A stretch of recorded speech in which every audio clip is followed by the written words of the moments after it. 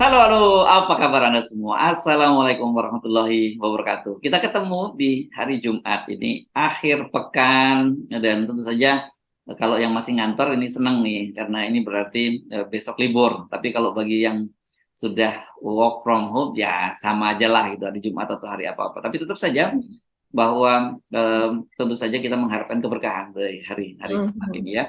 Dan seperti biasa Anda kami undang untuk berbicara, untuk ngobrol bareng dalam membaca berita di balik berita. Ini perbincangan di Mhm. redaksi Off the Record bersama dengan saya Hersu Bin Arif. Dan saya Gibeta senang sekali menjumpai Anda di hari Jumat menjelang akhir pekan dan tentunya dengan penuh semangat ya Mas Hersu. Oh, harus tetap semangat ya. Mbak Agi gimana, apa pakaian udah disiapkan untuk menghadiri pernikahan dari Kaisang ini besok, hari nikahnya besok ya, tanggal 10 ya, hari Mhm. Sabtu, dan kemudian dilanjutkan dengan ngunduh mantunya hari Ahad gitu ya. Jadi Solo, Mhm. Jogja Solo deket lah gitu gitu. Udah Mbak, saya sih tadi lihat-lihat ada baju parang nggak gitu, karena nggak boleh katanya pakai baju batik yang bermotif parang gitu. Iya, motif parang itu yang ombak bergulung-gulung katanya demikian ya Mas Hersu ya. Motif raja-raja kan itu kan gitu Iya, ya. motif raja-raja hanya boleh dipakai oleh keturunan bangsawan atau raja begitu. Ya kalau saya sih apalah saya inilah Mas Hersu, nggak mungkin lah saya ikut masuk ke dalam situ. Tapi yang jelas saya mendoakan karena sebenarnya prosesinya itu sudah dimulai dari sejak kemarin ya tanggal 8, yaitu mulai dengan pengajian di kediaman Erina Gudono begitu Mas Hersu. Ya kita mendoakan semoga semuanya berlangsung dengan lancar dan aman karena seperti yang kita lihat kendaraan-kendaraan taktis yaitu bahkan disebut oleh media adalah kendaraan tempur itu sudah bersiaga di sekitar tempat pernikahan tersebut begitu. Ya, ya, ya. Jadi kan ini membuat suasana jadi tegang gitu ya. Oke, itu topik yang saya kira nanti menarik untuk kita perbincangkan. Terus ada juga soal apa ya? Ini soal ya kereta api cepat juga ya, Mbak ya. Kereta api cepat. Ya.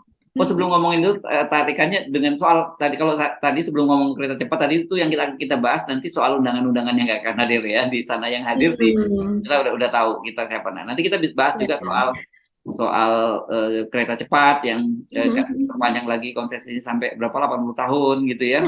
Terus apalagi Mbak yang di luar itu yang menarik kita bicarakan? Mungkin soal BBM ya Mas Hersu karena itu harga. BBM kabar bagus. Ya, ya, ya, ya, ya.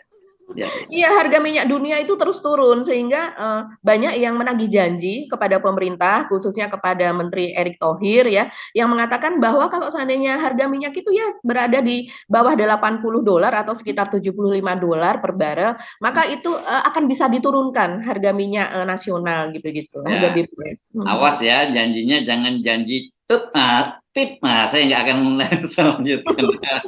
Soalnya ada yang suka janji-janji tapi nggak pernah dipenuhi janjinya gitu ya. Jangan sampai menular ya penyakit tidak memenuhi janji ini. Oke, menarik itu, kita akan bahas. Di luar itu sebenarnya banyak sekali peristiwa-peristiwa politik lainnya ya Mbak, termasuk soal perpanjangan masa jabatan presiden yang juga akan apa, yang kelihatannya udah makin lebih konkret nih bentuk anunya ya, rencananya ya, seperti semula. Jadi kalau ada kemarin omongan rambut putih atau giliran Pak Prabowo itu sebenarnya ya itu ngeprank aja lah gitu ya, jangan GR lah gitu ya. Oke, kita mulai. Tapi gini Mbak Agi, sebelum kita bahas itu ada satu hal yang menurut saya menarik ini ya. Eh, ini saya baca katanya Deputi Teknologinya di IKN itu sudah menyiapkan mobil terbang di IKN ini. Ini dahsyat ini IKN ini ya, mau jadi apa? Ya jadi tuan rumah Piala Dunia 2036. Terus kemudian apa lagi? Terus oversubscribe yang apa, investor di situ sampai 39 kali lipat dan sebagainya. Sekarang sudah disiapkan mobil terbang di sana. Wah, ini menarik banget dong ini Mbak Agi. Dan eh, ini serius nih Mbak Agi soal mobil terbang ini. Ya, saya rasa ini serius ya Mas Hersu dan Hmm. mungkin rencananya yang serius karena seperti dulu Rencananya yang ya. serius. Hmm. Iya, rencana yang serius karena seperti yang Pak Jokowi dan Pak Luhut juga pernah mengatakan bahwa di IKN kan juga akan disiapkan lahan untuk peluncuran roket Hmm. oleh Tesla begitulah ya karena kan mereka membuat teknologi itu sangat-sangat tinggi termasuk salah satu bisnisnya adalah. SpaceX ini ya kalau ini ya. Iya, betul. Dan memang salah satu bisnis dari Elon Musk itu adalah itu begitu, menerima peluncuran roket dari berbagai pihak begitu kan. Nah, itu akan, tapi kan ya itu sekedar rencana memang sampai Ya, sekarang pun juga sebentar Mbak, belum melanjutkan, saya tiba-tiba membayangkan itu kayak di film-film gitu ya, di nantinya ya IKN itu ya, ada roket, ada peluncuran roket, ada mobil terbang, ada pokoknya ini high tech itu semua ya kelihatannya, dan tiba-tiba orang bisa mencet sesuatu tombol bisa berpindah dari tempat-tempat lain gitu. Keren banget nih kelihatannya IKN ini, kayak yang saya dan visual saya kalau membayangkan apa yang disampaikan Mhm. Pak Jokowi dan para pejabat tinggi kita gitu. Iya, memang harus seperti itu ya Mas Ersu, karena kan memang konsepnya dari awal kan smart city. Hmm. Sebagai smart city itu salah satu konsennya yang pertama adalah kata Pak Jokowi kan juga memang tidak ada lagi bahan bakar konvensional di situ, tidak diperbolehkan. Jadi kalau bisa itu zero polutan begitu ya. Jadi Hmm. tidak ada polusi sama sekali di situ. Jadi misalnya semuanya serba listrik seperti itu gitu. Jadi memang betul ini mungkin seperti di film yang kita lihat masih masih apa ya, sepertinya itu angan-angan gitu ya, Ya, kota masa depan dan futuristik itu itu kan ya, film. diwujudkan. Ya, ya, ya, ya, ya. Mhm, Ini luar biasa. Tapi saya selalu mengingatkan bahwa ini hal yang sederhana saja. Ini mhm, nggak usah ngomong orang lain, orang-orang seperti kita. Sekarang kan eranya nih smartphone gitu ya. mhm, Ya, mhm. dan kemudian orang nyebutnya kalau yang telepon yang lama itu yang nggak bisa seperti ini disebutnya stupid phone gitu. Ya. Tapi kemudian banyak yang saya khawatir, orang seperti saya kan yang disebut bahwa smartphone but stupid user. Nah, User. itu yang jadi masalah, itu yang ini yang jadi masalah. Saya khawatir nanti kalau kotanya itu kota smart city tapi people-nya tetap stupid people gitu, itu kan, ini kan berbahaya itu. Jadi saya kira kita mesti siapkan juga ya, tidak hanya infrastrukturnya yang smart tapi juga orang-orangnya harusnya juga smart gitu kan. Mhm. Iya iya, betul sih Mas Hersu ya, seharusnya sih demikian begitu ya. Dan kemudian juga tentunya ini yang akan direkrut adalah juga yang untuk bekerja di sana tentunya adalah tenaga-tenaga yang smart ya. Hmm. Ini kan seperti yang kita lihat juga pada waktu dibicarakan itu soal unicorn, Hmm. perusahaan-perusahaan startup dengan Hmm. basis teknologi tinggi, unicorn, dekakorn dan sebagainya begitu ya. Dan kemudian kita lihat sekarang perkembangannya adalah perusahaan-perusahaan tersebut itu pada kolaps gitu karena memang situasi dunia yang menyebabkan demikian. Nah, saya rasa inilah yang kemudian maka soal mobil terbang ini pun juga banyak yang kemudian terpana begitu dengan apa yang dikatakan. Ini kita baca saja beritanya ini ya, Hmm. yaitu ada di media Deputi Bidang Transformasi Hijau dan Digital Otorita Ibu Kota Nusantara atau OIKN, Profesor Muhammad Ali Brawi, menyampaikan pihaknya akan melakukan uji coba mobil terbang di IKN pada tahun 2024 mendatang. Begitu. Jadi nanti juga tes ujinya di IKN rencananya di 2024. Begitu dia mengatakan. Terus kemudian jadi 2004 ini bulan berapa ya? Bulan Oktober, November, atau bulan apa ini? Karena berkaitan dengan Pak Jokowi kan, kalau apa, masa jabatannya kan habis pada tahun 2024. Jadi kalau sebelum bulan November, saya kira Pak Jokowi masih bisa menyaksikan. Tetapi kalau setelah bulan November, berarti dan Pak Jokowi harus tetap bisa menyaksikan sebagai presiden, dia harus diperpanjang dong masa jabatan Pak Jokowi. Gitu kira-kira kan? Iya, tentunya kalau 2024 saya sih membayangkan Pak Jokowi itu kan target besarnya adalah melakukan upacara 17 Agustus itu sudah harus dilaksanakan di IKN gitu. Dan itu bisa terlaksana kalau seandainya semua kita ya misalnya secara liga dari DPR itu juga sudah pindah ke sana, pemerintahan jajaran eksekutif juga sudah pindah ke sana, jajaran yudikatif artinya MA, MK juga sudah pindah ke itu negara kan seperti itu Mas Ersu ya. Nah, jadi kabinet juga sudah pindah ke sana. Jadi saya rasa Agustus itu sudah menjadi puncak begitu ya. Kalau seandainya kemudian ada perpanjangan pada Agustus itu tidak terjadi ya memang bisa jadi Mas Ersu akan ada perpanjangan 3 periode kalau ini adalah salah satu targetnya ada mobil terbang dan sebagainya di sana. Karena memang ini saya rasa ya seperti mobil terbang terus kemudian mobil-mobil listrik semua yang serba canggih itu nanti akan menjadi ikon dari IKN tersebut. Karena kita tahu juga bahwa IKN itu kan untuk promosinya juga sudah dibuatkan metaverse gitu ya. Walaupun sampai sekarang saya belum lihat sih jadinya seperti apa yang katanya waktu itu dibuatkan metaverse dengan sangat canggih. Karena artinya kalau sudah dibuatkan metaverse kita sebagai warga begitu ya, atau user yang akan masuk ke dalam IKN tentunya akan sudah bisa melihat nih sekarang nih, begitu sudah bisa masuk ke dalam metaverse-nya IKN gitu. Kita sudah bisa jalan-jalan masuk ke dalamnya. Terus kemudian kita sudah bisa kalau seandainya kita ingin menjadi penduduk sana, apa saja persyaratannya, kita sudah bisa melihat kira-kira lahannya ada di mana, sekolah anak saya nanti di mana, kan seperti itu kalau kita melihat metaverse gitu yang dibuat oleh, kan banyak negara lain yang juga membuat smart city atau membuat sebuah perusahaan baru, itu mereka juga sudah membuat metaverse yang semacam itu, begitu Mas Hersu. Memang ini sebenarnya kalau dalam di negara-negara yang maju yang serius menggarap soal ini bukan soal yang bukan sekedar mimpi, bukan soal halusinasi, bukan. Ini soal serius gitu ya. Betul. Oke, kita anggap serius lah, katakanlah Pak Jokowi merencanakan ini serius gitu. Saya jadi kemudian teringat tadi yang topik yang kita mau bahas soal kereta cepat Cina ini gitu loh Mbak, yang sekarang minta perpanjangan konsesinya sampai 80 tahun dari semula 50 tahun gitu ya. Saya membayangkan dia 80 tahun yang akan datang itu kereta cepat Cina ini jadi barang apa gitu, karena teknologi ini kan sangat cepat inovasi ini kan sangat cepat ya sekarang ini. Kalau dulu perlu 100 tahun misalnya gitu, sekarang mungkin bahkan setiap hari kita mendapatkan inovasi. Jadi ada yang kontradiktif gitu menurut saya kan, apalagi kemarin kita membaca ya itu, wah kereta cepat Cina ini katanya kalau nggak balik, ini kalau cuma 50 tahun nggak balik modal gitu ya, dan itu yang dibebani kan PT Kereta Api. Ini kasihan loh di rute kereta api sekarang ini kan proyek kereta api cepat Cina ini kan bukan mereka tadinya leadnya ya, sama juga kayak LRT itu tadinya kan Adikarya kalau tidak salah yang menjadi, kemudian yang ini Waskita Karya gitu kayaknya, dan kemudian diserahkan ke sekarang karena tidak berlanjut diserahkan ke PT Kereta Api. Jadi betul-betul kereta api ini ketiban beban yang luar biasa kan gitu, dan waktu itu kan dia kalau seingat saya di DPR juga dia pernah mengeluh ya begini, kalau soal proyek yang diserahkan bukan pada ahlinya, kan memang soal LRT, soal kereta api cepat Cina itu kan harusnya memang PT KAI gitu ya. Nah sekarang coba bayangkan dia diserahin itu menyelesaikan pembangunan kereta api cepat Cina, dan kemudian salah satu proyek mereka yang menghubungkan itu Argo Parahyangan akan dibunuh kan gitu untuk memberikan kesempatan ke kereta api cepat Cina. Ini nah perkembangan ini harus jangan dilihat hal yang berbeda, mobil terbang dengan kereta cepat ini juga dua hal yang saya kira berhubungan ini Mbak Agi.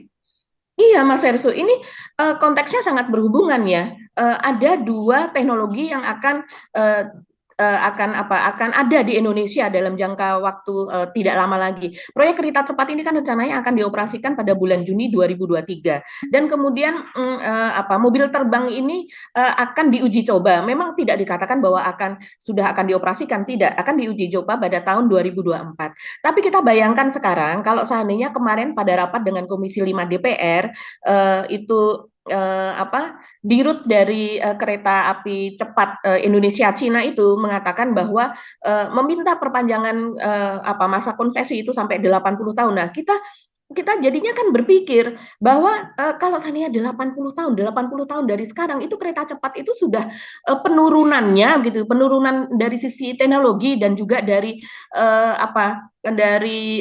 penggunaan masa berlaku untuk besi-besinya dan sebagainya gitu ya, konstruksinya dan sebagainya itu sudah akan seperti apa. Mungkin pantas kalau seandainya ada pengamat yang mengatakan 80 tahun dari sekarang itu sudah akan jadi rongsokan begitu ya. Sudah akan ada teknologi yang jauh lebih maju lagi. Karena kalau kita throwback, kita kembali kepada 80 tahun yang lalu misalnya, sekarang tahun 2020. Taruhlah 80 tahun yang lalu berarti 1940 begitu ya, tahun 1940.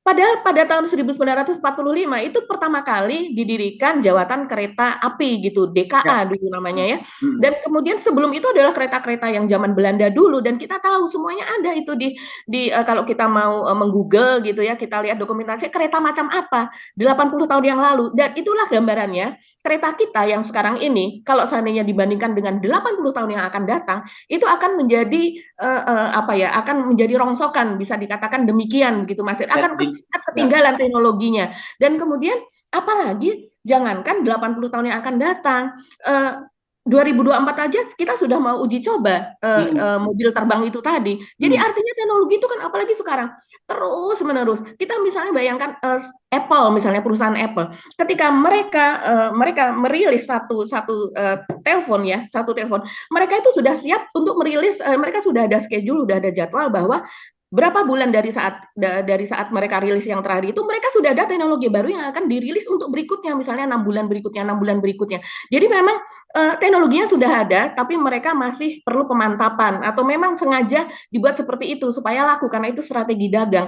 Nah, kita bisa bayangkan kereta cepat ini nanti 80 tahun akan seperti apa. Dan satu lagi ini Mas Hersu, yang saya catat dari apa yang ada di DPR kemarin ya, yaitu bahwa Direktur KCIC, yaitu Dwiana Slamet Riyadi kalau tidak salah namanya, itu dia mengatakan di infrastruktur lainnya terkait pelabuhan udara atau pelabuhan laut misalnya, konsesinya itu lebih dari 50 tahun.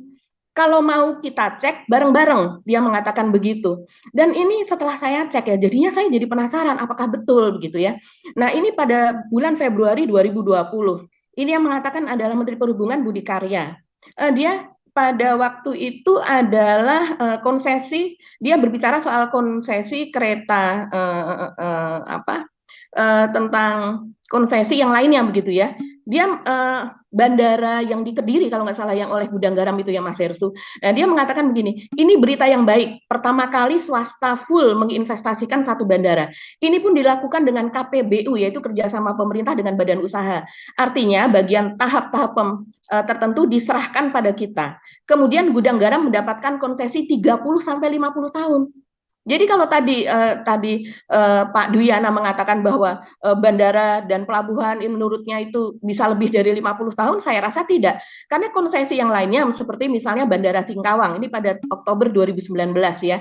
Ini Pak Budi Karya lagi, dia mengatakan bahwa untuk investor asing atau konsorsium, saya pikir banyak sekali. Mungkin lebih dari 10 bahkan 20. Seperti Changi, Singapura, Perancis, Kanada, Korea Selatan, Jepang, dan Cina. Dan jika sudah menggelontorkan dana, pihak swasta akan menerima masa konsesi selama 32 tahun. Diperkirakan bandara di sana akan beroperasi pada tahun 2023. Nah, ini artinya kalau tadi dibandingkan dengan beberapa konsesi yang lain, itu hanya ada yang 30, diperkirakan bisa juga sampai 50 tahun kalau ada penambahan konstruksi yang lainnya atau penambahan investasi yang lainnya, dan di tempat yang lain juga hanya sampai 32 tahun. Seperti halnya kalau di Jakarta ada BOT gedung itu kan antara 20 sampai 30 tahun ya. Iya, gitu Mas Werso. Iya, jadi ini sebenarnya poin yang kita bicara dari soal kereta api cepat Cina ini memang proyek yang bakal mangkrak nih ya. Kalau dari sini saja kita sudah bisa perkirakan. Kalau saya jadi anggota DPR, bahkan jangankan minta 80 tahun, 100 tahun silahkan gitu, karena pasti gitu nggak akan sampai gitu ya. Itu ya, belum, kita kan tadi baru ngomongin soal soal mangkraknya ya, yang sudah ketinggalan. Yang paling penting itu kan dari sisi teknologi ya. Ada tadi cerita tahun 45 kita kereta api itu baru berdiri, dan memang lambat perkembangan teknologi. Kan inovasi kita sebut berapa waktu lalu bisa sampai 100-an tahun gitu. Sekarang itu inovasi sangat cepat gitu. Jadi bayangkan ini ketika teknologi sudah ada, kemudian orang mulai misalnya, dan teknologi itu kan kecenderungannya semakin canggih dan semakin murah kan gitu ya Mbak ya. Nah, kalau kemudian juga muncul alternatif transportasi lain yang jauh lebih murah, lebih cepat, ya ini bakal tambah mangkrak lagi kan gitu. Ini menurut saya kedua hal yang kita kontraskan. Jangan Anda lihat bahwa ada kabar bahwa mobil terbang ada di ibu kota baru. Tapi di satu sisi, ini ada proyek kereta api cepat Cina. Ini dua hal yang erat berkaitan karena sama-sama sektornya transportasi gitu ya. Dan ini berkaitan juga dengan teknologi. Ya, itu makin menunjukkan betapa banyak sekali perencanaan proyek yang dilakukan oleh Pak Jokowi, yang infrastruktur yang dibanggakan selama ini. Ini kalau ngomongin proyek infrastruktur ini kritik ya Mbak ya, bukan penghinaan ini ya. Saya lupa.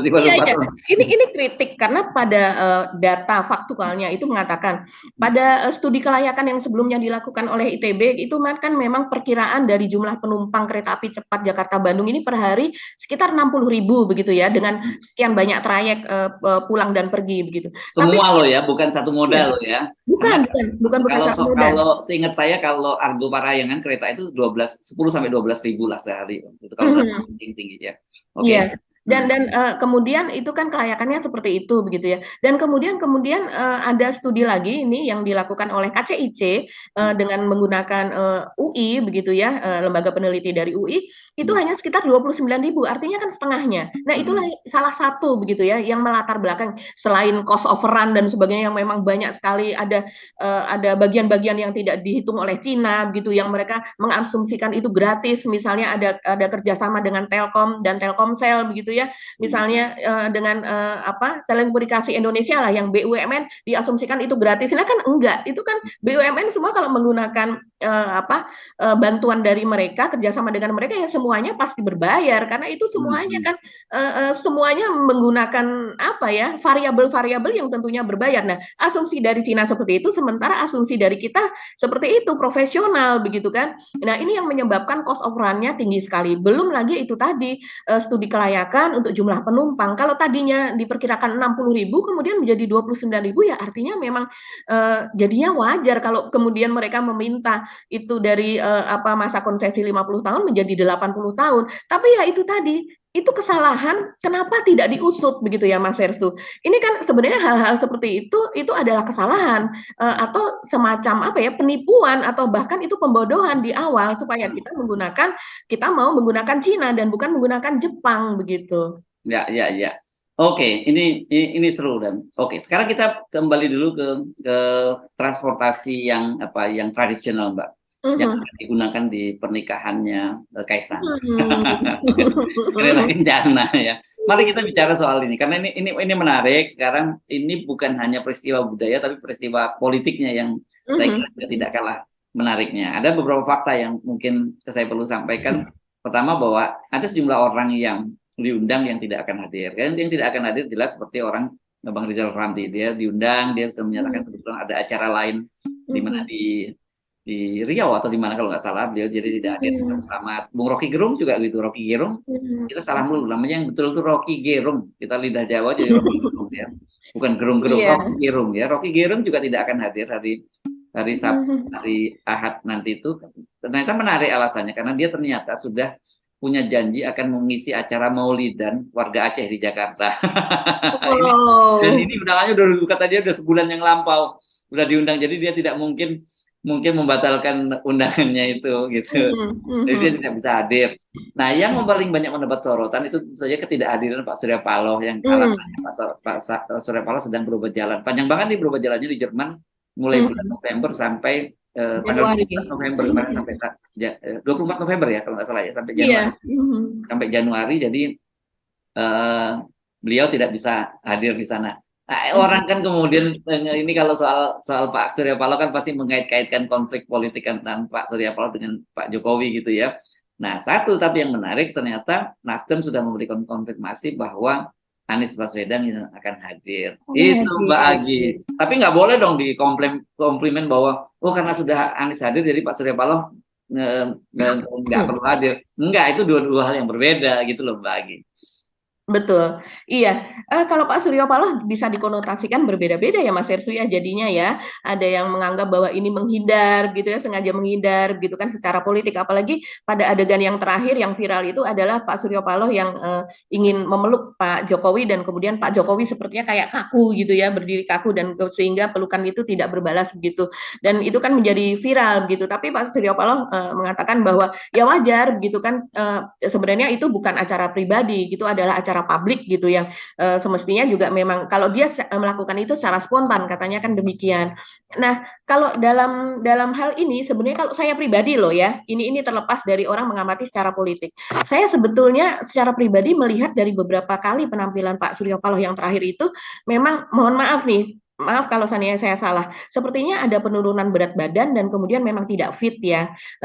Kita kan pernah bekerja di bawah Pak Surya Paloh, kita pernah di Metro TV juga begitu ya, dan kita tahu seperti apa dia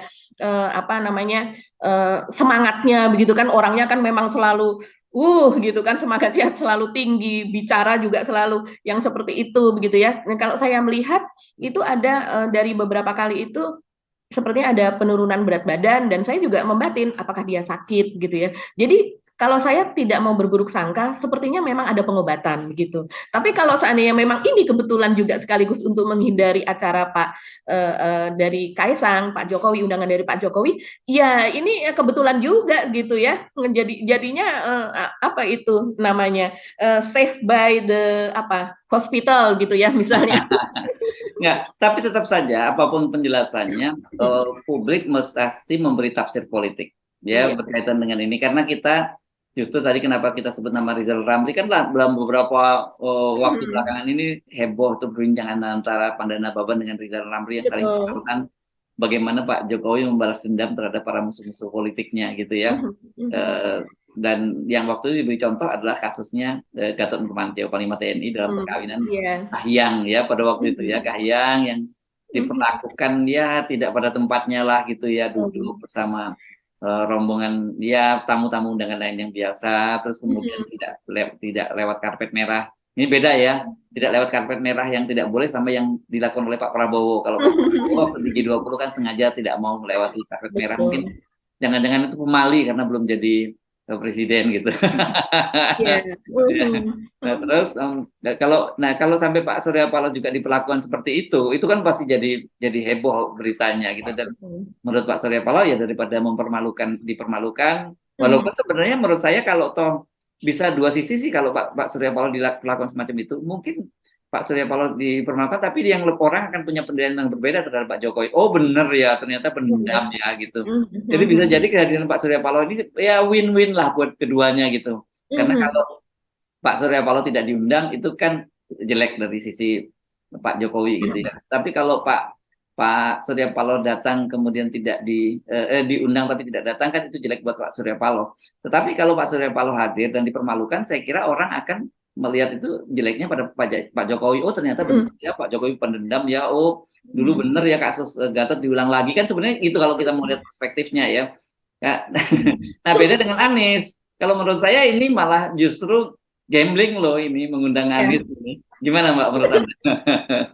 Kalau seandainya Pak Jokowi dan Kaisang itu tidak mengundang Anies, itu malah justru mengundang pertanyaan gitu Mas Hersu ya.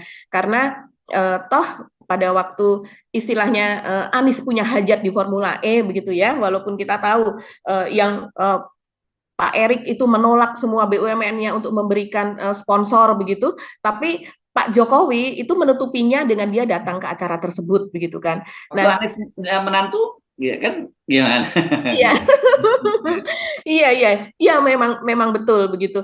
Tapi kalau seandainya memang Anies ini tidak diundang, itu malah justru akan memperburuk citra dari Pak Jokowi juga sih Mas Hersu begitu. Karena pada mantu yang sebelumnya kan dia diundang begitu ya, walaupun dia pada saat itu dihuhu begitu kan oleh pendukung Pak Jokowi dan juga oleh buzzer dan kemudian itu menjadi konsumsi buzzer begitu ya. Sekejap itu langsung diupload gitu fotonya maupun video pendeknya itu dan kemudian diupload tuh Anies dihuhu oleh masyarakat. Padahal kalau saya lihat itu lebih banyak dihunya ya oleh buzzer yang kebetulan datang juga ke acara tersebut. Tapi tidak lama kemudian itu muncul berita dan juga muncul foto-foto di mana orang pada minta selfie dengan Anies begitu. Jadi kan ini kan memang ada dua sisi dia. Nah itu dia maksud saya tadi gambling buat Pak Jokowi satu sisi kalau tidak diundang itu juga mungkin belum pertanyaan, tetapi kalau nanti diundang panggungnya bisa dicuri oleh Anies gitu loh. Iya betul. Dan ini panggung Anies ini ada berada dimanapun itu akan menjadi panggung buat dia kan karena orang sekarang memang hasrat untuk ingin tahu tentang apa yang dilakukan Anies, apa yang terjadi pada dia, baik dia itu dibully, baik dia itu disanjung, itu kan semua orang pengen tahu begitu ya. Jadi kalau seandainya apapun yang terjadi di sana, ini apalagi dengan sekarang Anies sudah menyatakan gitu bahwa dia akan hadir pada acara perkawinan tersebut. Kalau tidak salah pada kemarin ya dia udah tiba di Papua. Saya tidak tahu sampai hari apa dia akan melakukan silaturahmi kebangsaan bersama Nasdem itu ada di Papua. Tapi tentunya kalau sudah mengatakan akan hadir, maka pada hari Minggu tadi tentunya akan hadir gitu. Nah ini malah justru yang spekulasi ini yang sekarang menjadi ramai nih Mas Hersu begitu. Ya Mas Hersu betul itu sebagian dari panggung itu akan tercuri ke sana. ini seru ya namanya pernikahan politik di tahun politik ya begitu. Pernikahan seorang putra dari seorang figur politisi dan di tahun politik ya mau nggak mau tafsirnya tafsir politiknya, siapa yang diundang, siapa yang tidak diundang, siapa yang diundang hadir dan siapa yang diundang tidak hadir, itu juga semua tetap jadi berita. Jadi dari mana sisi apapun dia juga akan jadi berita. Nah ini hati-hati, kalau saya membayangkan begini, kalau kita sebagai IO dan kemudian bukan IO-nya saya kira ya, lebih dari sisi komunikasi politiknya ya, karena bagaimanapun ini pernikahan Pak Jokowi di tengah tahun politik itu pasti impact politiknya itu harus dihitung gitu. Jadi menurut saya ini penting bagaimana pengelolaan medianya nih, Mbak Agi, yang saya membayangkan dalam situasi sekarang. Kalau zaman dulu kita pengelolaan media itu relatif gampang ya. Kenapa? Karena medianya jelas, itu kita bisa kita tutup saya media ini, tutup media ini, tutup gitu ya, konsesi iklan atau apa atau lobby bisa. Tapi sekarang kan di era media sosial kita nggak bisa nutupin media konvensional, kita bisa arahkan, tapi media sosial nggak bisa kita arahkan gitu loh. Iya, Mas Ersu, itu juga yang saya bayangkan ya, apalagi ke sana katanya mobil pribadi itu kan tidak boleh sampai ke tempat acara begitu ya. Mungkin karena saking crowded-nya, undangan kurang lebih ada sekitar 6.000 begitu. Kalau seandainya membawa pasangan berarti sekitar 12.000, belum lagi antusiasme masyarakat yang kita bayangkan seperti apa begitu ya. Dan tentunya kalau seandainya seperti rencana panitia atau IO itu kan akan dibawa dengan menggunakan kendaraan besar, mungkin semacam minibus eksklusif gitu ya untuk VVIP, dan kemudian juga ada bus-busnya juga yang akan membawa dari titik kumpul begitu ya, dari meeting point-nya begitu. Saya bayangkan sih demikian. Dan tentunya itu nanti kira-kira Pak Anies datang jam berapa, dia akan satu mobil atau satu bus dengan siapa saja di situ, begitu kan? Itu aja orang udah pengen tahu begitu kan? Ya artinya itu sudah harus dikelola dengan baik dari sejak sekarang. Kalau seandainya kemudian misalnya ada pelarangan, tidak boleh mengambil gambar ya, atau HP itu tidak boleh digunakan. Jadi untuk dokumentasi hanya boleh dari pihak tertentu yang sudah disediakan. Tapi kan dokumentasi di luar acara kan tetap aja akan ada begitu Mas Ersu. Dan saya rasa juga tetap saja kalau kita melihat sambutan di Jogja, sambutan Pak Anies juga ketika di Solo pada acara haul seorang Habib pada waktu itu yang rame begitu juga ya, itu saya rasa Solo pun juga banyak yang mengharapkan kedatangan dari Anies ini begitu. Jadi kalau saya bayangkan di luar dari itu pun, di luar dari ketentuan yang mereka masih bisa atur, itu tetap aja akan ada orang yang membuat euforia atau memberikan sambutan kepada kedatangan sosok Anies ini, karena memang sudah dikatakan dari sekarang bahwa dia akan datang gitu.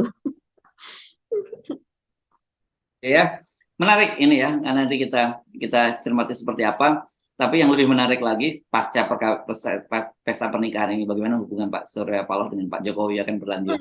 Itu jauh lebih menarik ya. Saya perkirakan nanti mungkin pernikahan Kaisang ini, termasuk dari tadi itu juga ada sisi politiknya, ada curi panggung dan sebagainya. Itu siapa yang hadir di situ, ada peristiwa situ, mungkin paling bertahan 3 sampai 5 hari lah ya Mbak acaranya. Ya, betul. Setelah itu orang akan kembali kepada realitas bahwa kenapa kok sampai sekarang harga BBM belum diturunkan. Nah, mari kita bicara soal itu ya Mbak, karena harga minyak di dunia ini sudah turun, dan kemudian Anda ngirim saya tadi ada jejak digital dari Pak Erick Thohir yang menjanjikan dia kalau harga minyak dunia turun, itu kita harus turun juga, karena kan sekarang ini harga minyak kita ini kan sebenarnya sudah sangat fluktuatif menurut harga pasaran dunia ya. Kalau di standar kita MOPS ya, itu standar yang ada di Singapura gitu ya. Jadi kalau untuk bahan-bahan bakar tertentu seperti yang Pertamax dan sebagainya, itu kan sudah kalau dia tuh naik ya naik, kalau dia turun ya turun. Tapi realitasnya di Indonesia ini ternyata kalau mau naik ya naik aja, tapi kalau turun nggak pernah turun, dan alasannya karena kata pemerintah, kata Pertamina juga, selama ini harga keekonomian harga BBM kita itu masih di bawah harga pasaran gitu. Itu yang membuat mereka seperti itu. Tapi sekarang sebenarnya publik kan gampang ya membandingkan, karena banyak sekali kan pom-pom bensin yang dimiliki oleh perusahaan-perusahaan dan dari swasta itu, dan itu kan benar-benar dia berdasarkan harga pasaran gitu. Iya betul sekali Mas Hersu. Jadi memang berdasarkan laporan kita tahu dari Reuters ya, itu media dari Inggris, dia pada tanggal 8 Desember kemarin gitu, dia memberitakan bahwa harga minyak Brent itu adalah 77,44 dolar US, dolar Amerika ya per barelnya. Sementara untuk West Texas lebih rendah lagi, yaitu 72,5 dolar Amerika per barel. Ini artinya kalau yang sebelumnya itu masih taruhlah ya di 80 begitu ya. Walaupun ketika sudah menyentuh 100 dolar per barel aja sudah ribut itu ya. Wah, ini harga minyak di Indonesia yang non subsidi sudah bisa turun. Apalagi kemudian menyentuh 80 begitu kan pada bulan September dan November kemarin. Nah, ini di bulan Desember ternyata makin turun lagi menyentuh ke harga mendekati 70 dolar per barel begitu kan. Nah, ini kan makin orang bertanya-tanya Mas Irsu, mungkinkah ini Pertamina akan bisa menurunkan harga minyak non subsidi begitu yang sekarang dijual, berarti itu sudah tidak harga yang ini, itu sudah harga tinggi begitu ya. Artinya sudah harusnya rakyat Indonesia berhak untuk mendapatkan harga yang lebih keekonomian begitulah. Dan apalagi pada bulan September kita kan ada jejak digitalnya begitu Mas Irsu, bahwa Pak Menteri Negara BUMN Pak Erick Thohir itu mengatakan kalau seandainya harga minyak nanti itu akan turun begitu ya sekitar 75 dolar per barel, maka itu akan dimungkinkan untuk harga BBM nasional itu untuk turun juga. Nah, ini kan janjinya jadinya ditagih lah, wajar kalau janji itu ditagih. Kemarin yang cukup vokal menagih ini adalah dari PKS, Mas Herssu, dari DPR ya. Nah, saya rasa saya melihat juga itu yang di Twitter itu warga atau publik, masyarakat atau warga Twitter itu sudah banyak menanyakan soal ini, kapan pemerintah akan menurunkan harga BBM gitu. Saya bilang jangan janji Joni gitu ya.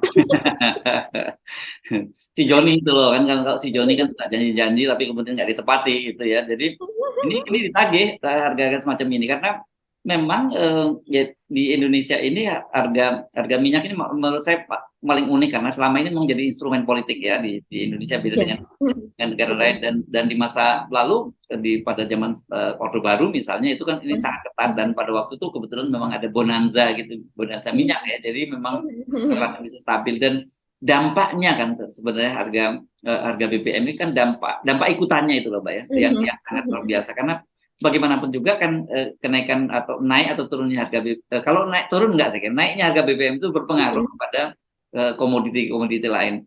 Kalau harga BBM naik itu pasti barang-barang yang lain termasuk sembako naik. Tetapi kalau BBM turun itu enggak, yang sudah naik enggak mau turun, itu kan yang jadi problem buat kita di Indonesia ini Mbak. Iya, betul sekali Mas Herssu. Dan ya seharusnya tidak demikian ya Mas Herssu, karena kita kan juga UU Undang-Undang Dasar kita kan juga mengatur ini tidak hanya soal BBM saja loh ya, tapi juga soal banyak hal begitu yang kalau sudah naik itu akan susah turun. Kita mungkin tidak punya waktu ya untuk membahas, tapi maksudnya apa, termasuk presiden ini kalau udah naik nggak mau turun juga gitu.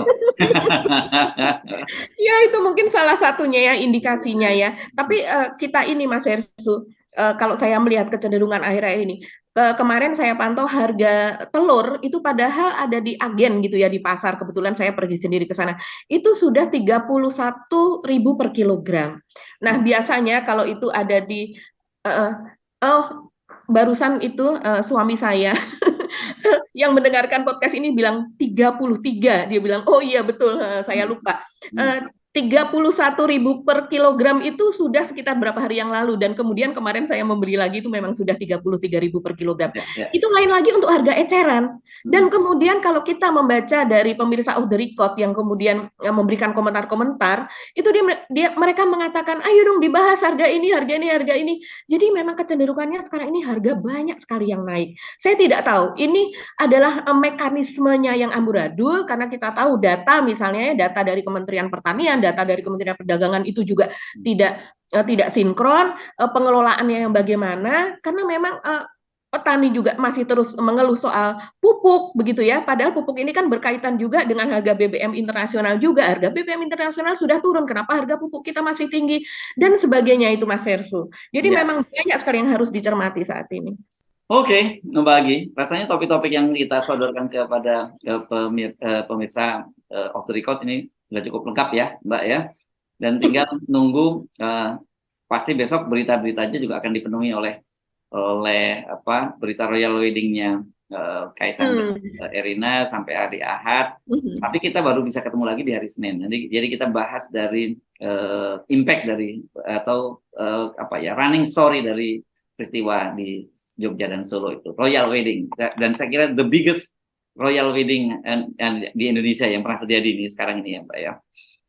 Iya ya, dan itu menjadi tugas Mas Hersu di Sabtu Minggu ini. Saya akan memantau Hersu Benopoint, Rocky Gerung Official, yes, dan juga Pak Said Didu. Yes, oke. Kita sampai ketemu lagi di hari Senin. Tetap semangat, selamat menjalani hari-hari libur, dan mudah-mudahan kita ketemu di dari hari Senin nanti dengan energi yang lebih baru lagi.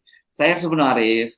Dan saya Gibeta, terima kasih atas perhatian Anda. Tetap salam 0%. Wassalamualaikum warahmatullahi wabarakatuh. Tetap 0%. Waalaikumsalam warahmatullahi wabarakatuh.